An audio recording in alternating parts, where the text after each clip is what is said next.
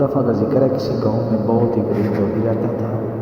کپڑوں کی دھلائی کے ساتھ ساتھ اسے سامان کو دیکھنے کا بہت شوق تھا۔ وہ اور اس کی بیوی روز دھوبی گھاٹ پر کپڑے دھونے جاتے۔ ایک روز جب اس کی بیوی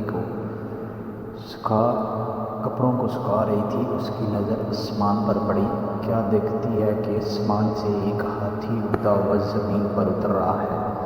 جیسے ہی وہ زمین پر اترا تو وہ غائب ہو گیا۔ وہ 3 روز تک وہ دونوں یہیں ہاتھی کو زمین پر اترتا دیکھتے رہے۔ انہوں نے فیصلہ کیا کہ کل وہ اس ہاتھی پر نظر رکھیں گے کہ ہاتھی زمین پر کیوں اترا اور پھر غائب ہو جاتا ہے، آخر ایسا کیوں ہے۔ اگلے دن دونوں شدت سے اس ہاتھی کا انتظار کرنے لگے۔ آسمان پر بار بار نظر دوڑنے لگی۔ آخر ان کو آسمان سے زمین پر اترتا ہوا نظر آ گیا ہاتھی۔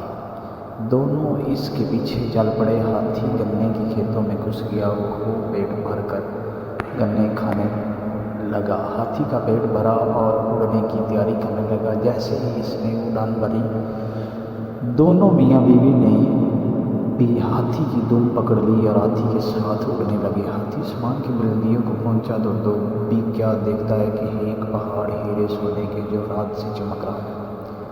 یوں ہی لگ رہا تھا کہ جیسے کوئی اپنا خزانہ یہاں چھوڑ کر بھول گیا ہے۔ دونوں میاں بیوی کی آنکھیں کھلی کی کھلی رہ گئیں۔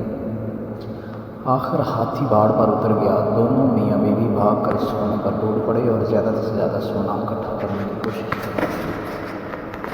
رات کے پڑتے اندھیرے سے پریشان ہونے لگے۔ انہوں نے سوچا کہ صبح ہوتے ہی وہ ہاتھی کی دم پکڑ کر زمین پر اتر جائیں گے۔ آخر صبح وہی اور ایسا ہی کیا۔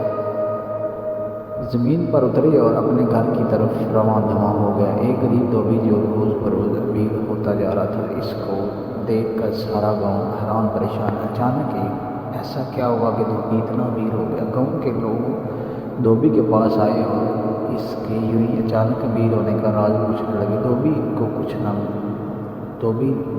ان کو کچھ نہ بتایا۔ ایک دن دھوبی کسی کام سے شہر نکل گیا۔ اس کا فائدہ اٹھاتے ہوئے ان کی ہمسائی دھوبن کے پاس آئی اور باتوں باتوں میں خزانے کا راز بلوا لیا۔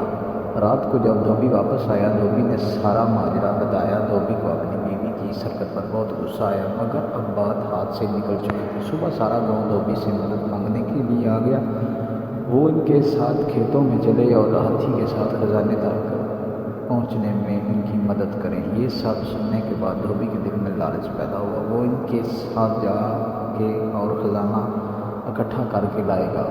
یہ سوچ کر وہ ان کے ساتھ جانے کے لیے راضی ہو گیا۔ اگلی صبح سارا گاؤں والے کھیتوں کی طرف